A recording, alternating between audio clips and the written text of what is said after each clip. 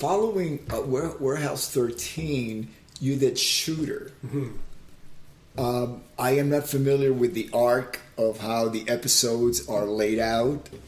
You haven't seen the first season? No, I Shooter. No, I watched the first season, of course. No, but what I'm saying is, behind the scenes, when let's say the producers and the writers get together, do they determine the arc of the actor, or not the actor, or the character? The character. Do you know that you were going to die at the end?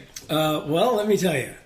The first day of shooting, I'm standing out there, and my boss came up to me, great guy, John Lavin, comes up, and we're talking, and he's like, "This is going to be a great character for you, Eddie. We have some really great stuff for you. You're really going to love where this character goes, and I think you're going to be just great." And I go, "You kill me at the end, don't you?"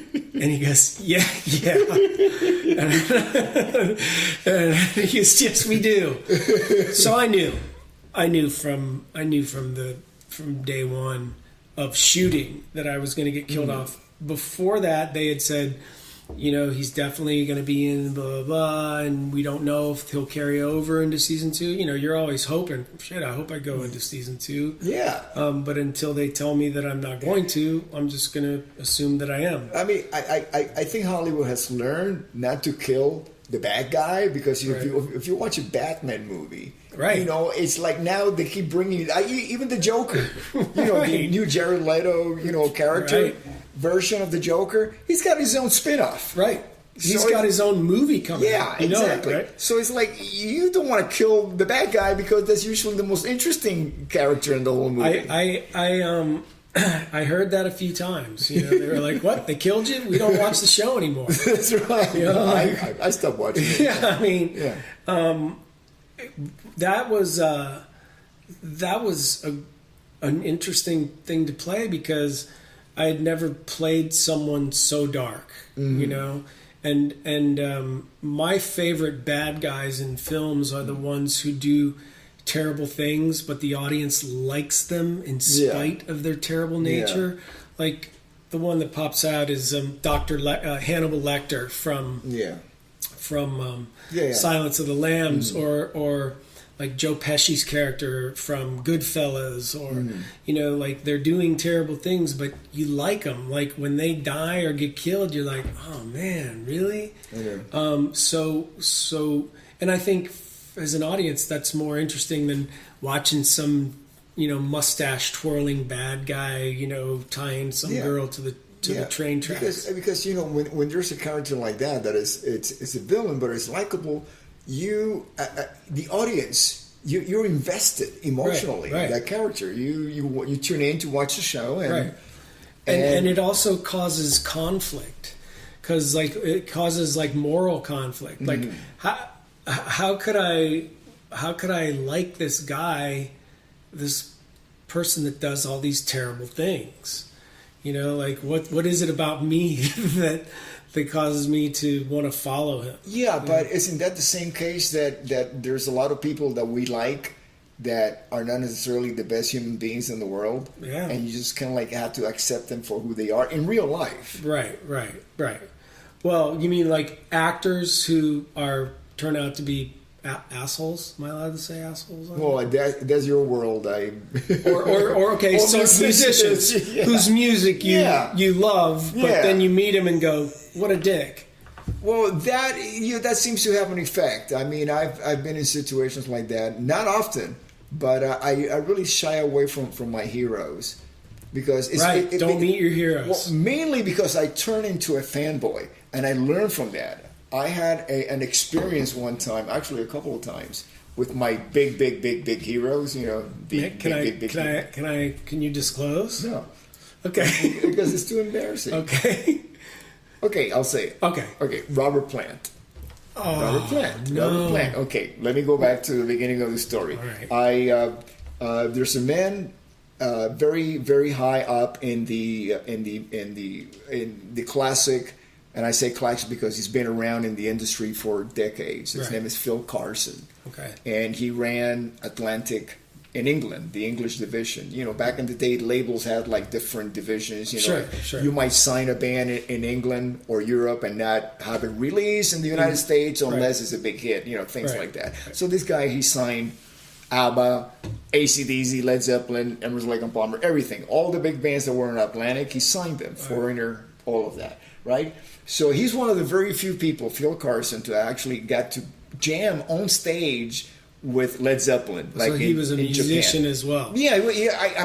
As I recall, he was the bass player for Dusty Springfield. Oh, okay. Back in the day, and he turned out to be an incredibly successful. He still is today. He's still around. He's still handling Foreigner, and so we were neighbors. We were neighbors actually in the condo building that we lived in West Hollywood, and then we also had a place in Indian Wells.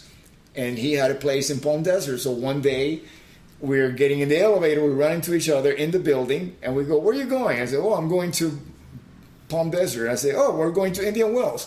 So we just drove in our cars and we got together when we got to the desert, and we went to dinner, and since then we became like really close friends, And one day I get a call. This is right after Whitesnake had finished their 1990 tour. And he said, "Listen, Robert, first name basis. Robert's in town, and he's with Alana Miles, his girlfriend at the time, and they want to get together for Thai food. Would you like to come down?" So Tommy Aldrich was also my neighbor, right down the street. So Tommy Aldrich's wife and me and my wife, we come in. We go to a restaurant, and I walk in, and there's Robert. Sitting on a table and the seat empty next to him, and he goes to me, "Sit down, sit right here next to me." And I go, "Wow, okay, cool, fantastic." So inside, were you just like, "Oh my god, oh my god, oh my god"? Oh, this is so cool, Robert Plant. But by then, I was playing with Whitesnake, and I've been playing with some, I've gone through the whole Ozzy thing. But there's a certain spot in my heart for Led Zeppelin. Sure, it's Led Zeppelin. So I sit next to Robert, and he starts gossiping like a 16-year-old girl. So tell me about David. Is he an asshole? No, he says, did he really have a rib removed to make himself look younger? And I'm going like, no, what's going on? So he's got all these like, this is 1990. In 1990 there's a lot of misunderstanding about certain things because we didn't have the social media that we have now. Sure. And then I'm thinking, wow, what's going on here? Because this is all going through my head. I'm not saying it out loud. I'm going.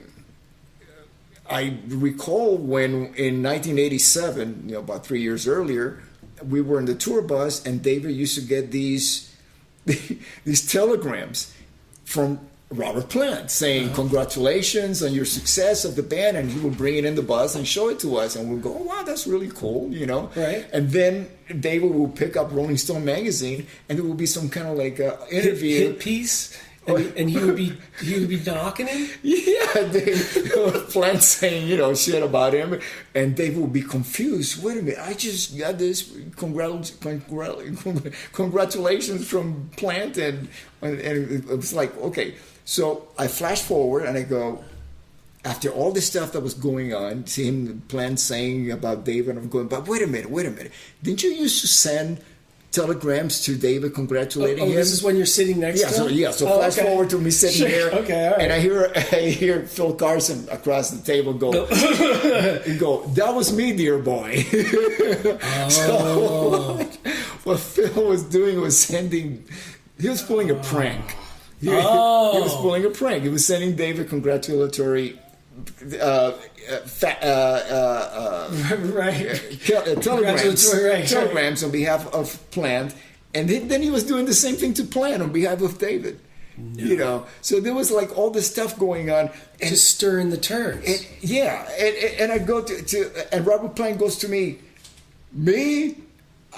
I loathe David. This is like 1990. I'm pretty sure by now things are different. Was your relationship with David pretty good? Yeah, I mean, we have been bandmates, and I've always had. So I was kind of like here, and I'm caught in the middle of this whole thing going on, and so Plant starts telling me about Listen, one time we were sitting at a bar somewhere in London, in some hotel, and I just let him talk because he just kept buying drinks. He wouldn't let me put in a word in the conversation. And he says, and he was sitting and watching the TV with his family.